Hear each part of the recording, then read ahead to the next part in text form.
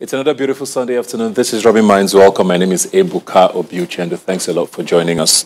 Happy Valentine's Day to all of you celebrating. It's supposed to be a day of love, even though a lot of us are not particularly feeling that way. Regardless of what part of the country you are, there seems to be a plethora of issues, especially security-wise. From the north to the south, everywhere there seems to be something going on, and people are pretty tense, nervous, not very happy. But hopefully the spirit of love on Valentine's gets to seep in to our home somehow, and we have a calm day and hopefully a better week ahead. We're going to be starting off the show today talking about a lot of things that have happened the past week. Now, during the week, we did hear from the Lagos Judicial Panel of Inquiry that was set up to investigate issues around SARS operations and the alleged shooting at the Lekki toll gate on the 20th of October 2020. There was a vote apparently to reopen or to repossess the Lekki toll gate by the Lagos State Government, or the LCC, which evoked some reactions from Nigerians, and a protest was planned. And we saw what happened yesterday, and things didn't particularly go very well. I'm being joined now by Fisayo Shoyambo, who's a journalist. Thanks for being here today. Thank you. Good afternoon. Good afternoon. Yeah, so a lot happened yesterday, and I know you were actively following a lot of the situations. Tell us exactly how we got there. And, we saw a lot of images, a lot of videos, people being arrested, people walking by. Why did the protest still have to happen yesterday? Because there were issues from the original NSAS protests that were not addressed. Now, talking about how we got here, you see, we got here in the first place because there was an attempt to use hoodlums to halt protests by Nigerians, all over, in states where it happened, and then the army cracked down on the protesters, shot at many of them. A good number of people killed. I personally, in an investigation I did, said I tracked up to 20. Lots of people injured. Nothing, no attempt to compensate them, no attempt to get their lives back on track. So those who were involved with the protest, who indeed are aware of the deaths, of the injuries, are still aggrieved. And then you want to reopen the toll gate. Mind you, there are enough. See, when people say, what happened on October 20? Where are the deaths? Where are the victims? Where are their families? Where are their friends? There are a number of them who want to talk, and the panel hasn't had time for them. And then you have people like that, and then you reopen the toll gate. How do you mean the panel hasn't had time for that? So, the panel was set up before October 20 by Governor Sanwo-Olu to take care of issues relating to police brutality and SARS abuse. It wasn't set up for the Lekki toll gate incident, even though it's one of what it. So there are a number of issues for the panel to deal with. You have people. Lagos is massive, it's big, and then the abuse that people were facing in the hands of SARS, widespread abuse. So there were lots of people coming to the panel daily, and then the panel hasn't had time to speak with people who have things to say about the toll gate incident. And then you are reopening the toll gate. So it's basically, for me, a natural reaction. Even though, as a Nigerian who has followed events in the last few months, I was shocked that people indeed came out. In my opinion, these are some of the bravest Nigerians you would ever find. After what happened on October 20, that there were still young Nigerians who were willing to stake their lives.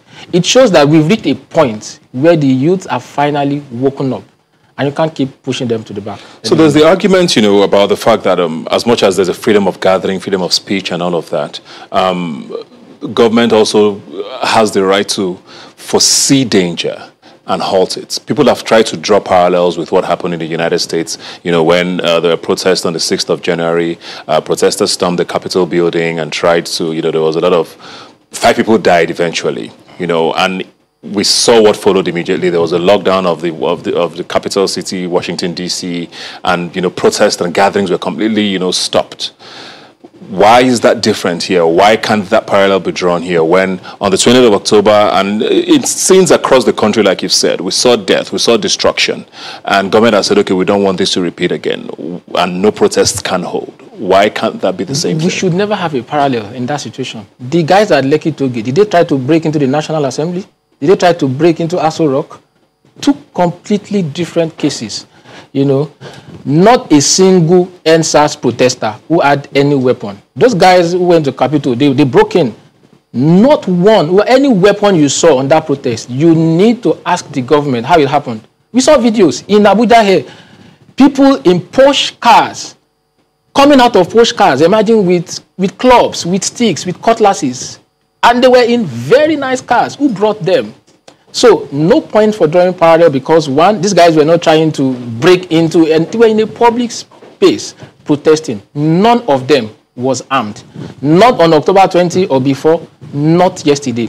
Now, we haven't learned in this country. If you look at some of the earlier in February was the 50th anniversary of the death of Kunle Adepoju at the University of Ibadan. What happened? Police tried to intervene with force. Same thing with Ali Must Go protest. It had started for a few days. It was peaceful in the 70s, I think. And then the police tried to, stop it with force at Unilag.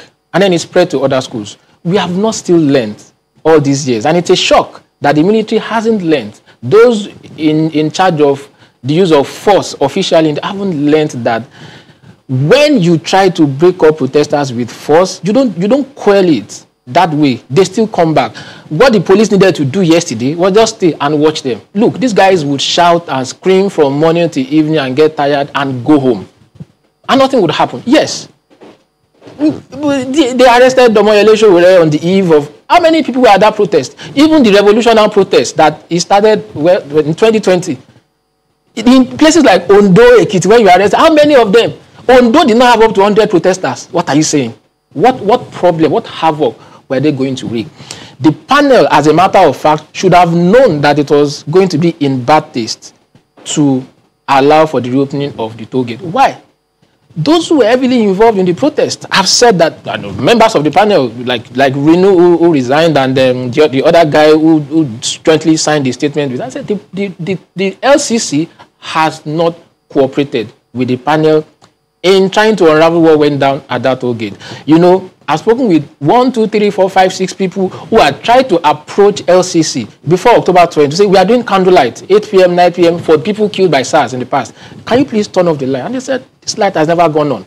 So why did it go off on October 20? Unanswered question that only LCC, can help unravel. And it hasn't happened. So if you have a body that has not cooperated with the panel, and you are saying the toll gate should be real, it's in bad taste. Yes, it's a business venture at the end of the day, people are employed, but you also have to understand that lives have been lost. People have been maimed. Waking up on one day with your 2 legs, and then you are back in the evening, one of your legs has been amputated, or 2, 3 days later, because we are at the toll gate. There are unaddressed issues. And until those, look, if the government is serious about addressing the worries of the protesters, the government knows where to find them. Government agents know where to find these people. The people who called Dabira Adeyinka and threatened, the person who called is linked to the government some way or the other. This guy says, look, we are the ones benefiting from the state, and you can't come and disturb us. This state has been in existence long before you. Stop all what you are doing or we kill you. The punishment for sin is death. And that guy says that guy is linked to government some way. You get? The people who have been threatened, who have been, the government can't find them and indeed dialogue with them. So yes, this has happened. What can we do to make life, how can we get your life back on track? That hasn't happened. And then you want to reopen the toll gate and you expect them to be happy with you. Well, I think we're joined online now by Rinu Duola, who, like you mentioned, there was a member of the Lagos Judicial Panel of Inquiry, and she resigned during the week when the vote happened. Rinu, if you can hear me, how are you doing? Hi, good afternoon, Ebuka. Thank you very much for joining us. First of all, you have had your bank accounts closed at some point. I know you also had issues getting your Nigerian passport renewed and all of that. Why was this the breaking point for you? Well, it's been something that I've been thinking about, when my bank account was frozen, I really didn't think much about it because I knew that despite everything that would happen or that is happening or that happened, we have to get justice for victims was the utmost priority. Then followed by my passport being seized and a lot of other intimidation tactics the government was using. I still, kept believing that the panel would give justice to those victims. But however, when it came to the decision on the toll gate, my loyalties have always been known right from the start, and my stance has always been known. Justice for the victim has to be the priority and the utmost and of utmost importance before anything else can come to reality. I mean, the courts were burnt in Lagos. Nobody's asking to rebuild the courts. Bus stations. I mean, the one in Uyingbo was burnt. Nobody's asking that how would they rebuild or how would they buy back all the buses that were burnt. But the toll gate is the utmost priority. We're yet to listen to these victims. The army is refusing to come to the panel. We're yet to know of the level of involvement that LCC has, coupled with the fact that this same LCC refused to release their servers to the forensic expert so that the forensic expert can authenticate the footage which they submitted to the panel.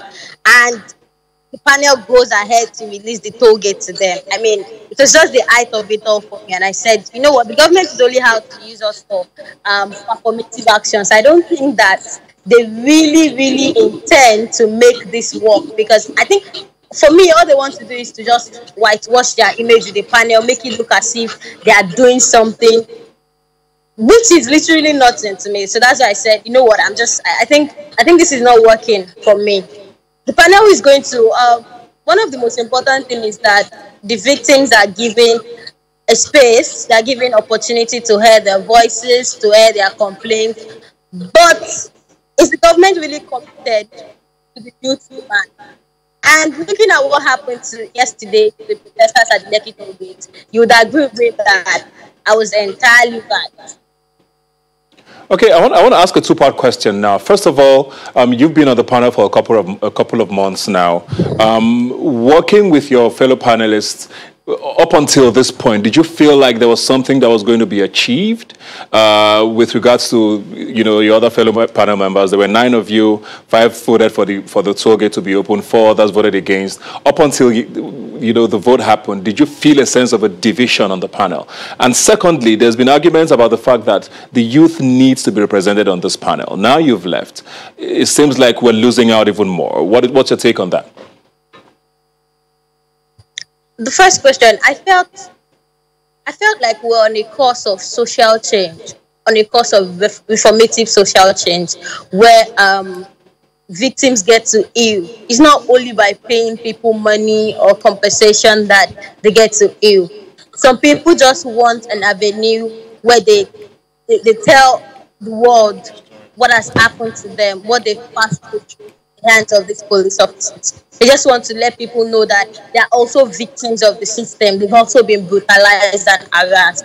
So during those times I was sitting, I felt like, yes, we're on a course, because these people kept coming, kept telling their horrible stories. I mean, these stories were horrific, to be honest. Some were amputated, most of them extrajudicial killings, and the rest. The stories were really horrific. So I felt like the most important, we're halfway through the course, because telling your story alone is one way of healing. Then we'll talk about compensation, we'll talk about healthcare, we'll talk about therapy, and the rest. So there was no division in the panel, because yes, the phase we're on was listening to the victims. Now it came to making major decisions on the panel. I mean, this panel wasn't the initiative of the government. The NSAS protest led to the youth demanding for the 5 for 5, which the judicial panel was part of these 5 for 5 demands. And before those panels could work, there had to be youth representative on them, because there was already this distrust between the government and the people. So without the youth representatives representing the youth constituency, those panels would have never moved to its hearing phase. So we are an important part of the decision. Now, when it came to the decision of the Lekki toll gate, we were on the opposite side. We believe that the toll gate should not have been opened right away, and told the chairman. But 5 other members of the panel said they believe that the toll gate should be open. Now, we said we need to talk about this issue very carefully, because our constituency is expecting something from us. We're not yet to help the government justify itself. We're yet to get justice for the victims.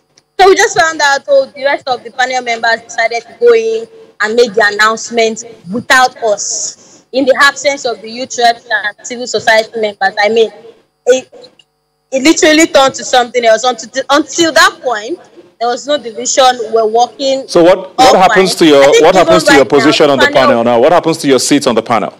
Well, like I told someone yesterday, I think that we would see. There's still one other youth rep on the panel. I believe that he has the capacity to still keep fighting and keep standing. But to my own morals and conscience, I do not believe that I can remain on the panel and allowed my name to be rubber stamped into major decisions that I do not agree with, that I do not believe represent the best interest of the constituency I am there to represent. I'm not there for myself. I'm there for the youth. Okay, I'll come back to you, Rinu, now. Fisayo, we've heard her. What's the way forward now? I know you've talked about the fact that justice has to be served. We looked at a lot of the images and people who were even walking by yesterday that got arrested. We saw videos of Mr. Macaroni, who's a popular comedian, putting out a video today talking about how he was beating up with 39 other people who were arrested. I mean, his eyes were blood red at the time. So the one thing we're fighting seems to still be going on. Is there a way out? Only government knows, to be honest. The Lagos State government only can answer that question because the government has both the yam and the knife. The panel, for instance, was set up to attend to victims of EndSARS-related abuse and related matters. The panel was not set up strictly to investigate the Lekki toll gate incident. So as it is, you have the army that has withdrawn, and the panel says, if the army withdraws, there is nothing we can do about it. The panel, at the start, in the early days, was trying to gain access to Ikoyi Military Hospital, and then there was a lot of fuss about, why can you come in uninvited? And it's clear the army is above the law. It's not normal in a democracy, but we are not even running a normal system of government in this country. We know that. I mean, the president issued a statement after what happened in Lekki, and he could not even mention it.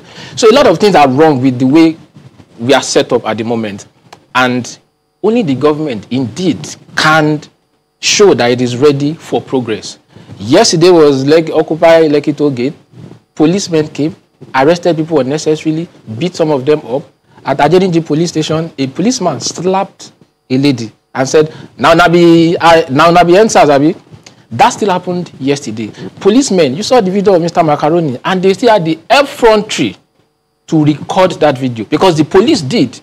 The people who were being beaten, who were crammed up in that space, couldn't have been the ones recording. Of course, you know, you get to a police cell, the first thing they take your phones from you. So police had the effrontery to record and still put it out. So it shows we are not ready. It shows that the police itself, as an institution, is still not ready. It shows the army, as an institution, is not ready, is above the law. The government doesn't seem to be interested. The government's interest looks to be, look, forget what has happened and let's move forward. And that's difficult to take for anyone in his right senses. Quick yes or no question now. Do you still have faith in this panel? In this panel? The judicial panel. Do I have faith? No. I tell you what. So look, the handwriting is on the wall. Before now, I honestly try to publicly avoid saying anything, you know, about yes or no to the panel. But the handwriting is on the wall, and it's clear for everybody to see that there's really nothing. The panel can't. I mean, the panel admitted it itself that if the army doesn't come, there's nothing we can do. You know, this is a panel set up by the government. LCC is owned by the government. It used to be a public-private, but now owned by the Lagos State government. LCC truck was used to arrest people yesterday. You saw it. Even though it broke down, they pushed it. But it was a truck by LCC. Why does LCC have a black barrier? And why is it available to the police? You know, so it's by them, for them. It's hard to have faith. So just before we go, a doctor at Reddington, you know, came to the panel, you know, and said that Reddington was overwhelmed. And also when people say that, Lekki, who died, who was injured, and I'm like, you are making mockery of your sense of logic. Reddington is one of the best private hospitals in this country. If a doctor says we are overwhelmed, that word says so much. We have to take a break now. When we come back, we'll get a final word from Rinu Ojuola, who's joining us online, and we'll be right back. Don't go away. All right, welcome back. We're talking about the Lekki toll gate incident, which occurred yesterday, and I have here with me Fisayo Shoyombo. Very quickly now, There were a lot of arguments about, do protests even work? This was back in October when the end-house protests were going on. People seemed to lose faith, when the 20th of October incident happened. Now it has come back again. Is this the end of protests? This is just the beginning. I can assure you that as a journalist who has watched developments, it's just the beginning. For the first time, in as long a time as forever, people in government were shocked. They were shaken to their foundations. You talk to people, they didn't believe it. They were helpless. How do we get these people off the streets? And then, as an individual, I didn't expect that people would come out yesterday, but they did. In fact, I didn't believe it was going to hold until the eve of, of the protest. And I spoke with people and I said, look, we are coming out. Nigerian young people have seen that they can indeed be powerful. It's not going to happen overnight, but it's clearly stated already that these young guys are not willing to run into hiding. Yeah. There will be more protests. It's just a matter of time because things I don't see things changing. I don't see the people I don't see police brutality stopping, even if slightly it can reduce. The things that brought people out. Look, a lot of people, young people, went to that protest ground. I can tell you, because they had their drinks, there's food. And then it's not bad. They are saying they want a better Nigeria. Let's ask for a better Nigerian and drink and eat while doing it. There's poverty. These things are still there. Until you solve all those problems, people will find avenues to connect with those who call for protest. All right, thank you very much. Rinu, I know you're still there with us. Now, what happened yesterday is directly linked pretty much to, the votes of the panel and, the reopening of or the repossession, whatever word the government has been using, of the Lekki toll gate. Do you feel vindicated by your decision to leave the panel, seeing what happened yesterday, or are you now worried about how things are going to turn out going forward? Both. I would say that on one hand, I feel vindicated that this is what I was talking about. On the other hand, I'm very worried about what is going to happen next. Because you don't expect me to remain on a panel that is supposed to be for restitution and reconciliation. A panel that the government said, oh, you know what? This is evidence that we've listened to the demands of these young people. Look at the panel. They demanded for a panel and we set one up just for them to stop the protest, just for them to go back home. Now, while on that panel, people decided to come out to protest because of a decision which the government literally took on its own because they were pressuring the panel. They kept applying times without number for the toll gate to be reopened as if that was their utmost priority. And you went ahead yesterday to brutalize people, to beat up protesters. These people they've not even started protesting when they were thrown into Black Maria and passed and transported to over 3 police stations in Lagos State. Literally, the police will tell you most of the times they don't work on Saturdays. The courts don't work on Saturdays. You cannot bail somebody on the weekend. You have to wait till Monday. Yesterday, a mobile court was set up around 6 p.m. in the evening to arraign people, protesters, on frivolous charges after beating them, after smashing their phones, after seizing lots of their properties. And you still think that I would remain on the panel? My conscience wouldn't have allowed me to if I hadn't resigned on Friday. On the other hand, I'm worried about the government commitment to all this. They are telling the media, they are telling the whole world, they are telling Nigerians that we're listening to these people, these young children, they just want to destroy things. They just want to go ahead to threaten national security. They literally called protesters terrorists. Meanwhile, right in front of the press, okay. Like I said, you are beating up people. Thank you very much, Rinu. Actually, before we go, is your bank account functional again? Yes, it has been unfrozen after the court ordered CBN. Rinu, can you hear me? However, we're still going to go ahead to sue Central Bank of Nigeria because they said they were going to make investigations. They accused over 20 people. Okay. Can you hear me? Of money laundering and terrorism, and they didn't do any investigations. All right, very well. Thank you very much, Rinu Douala, and of course, Fisayo Shoyombo for joining us on the show today. This is a very fast unfolding scenario across the country.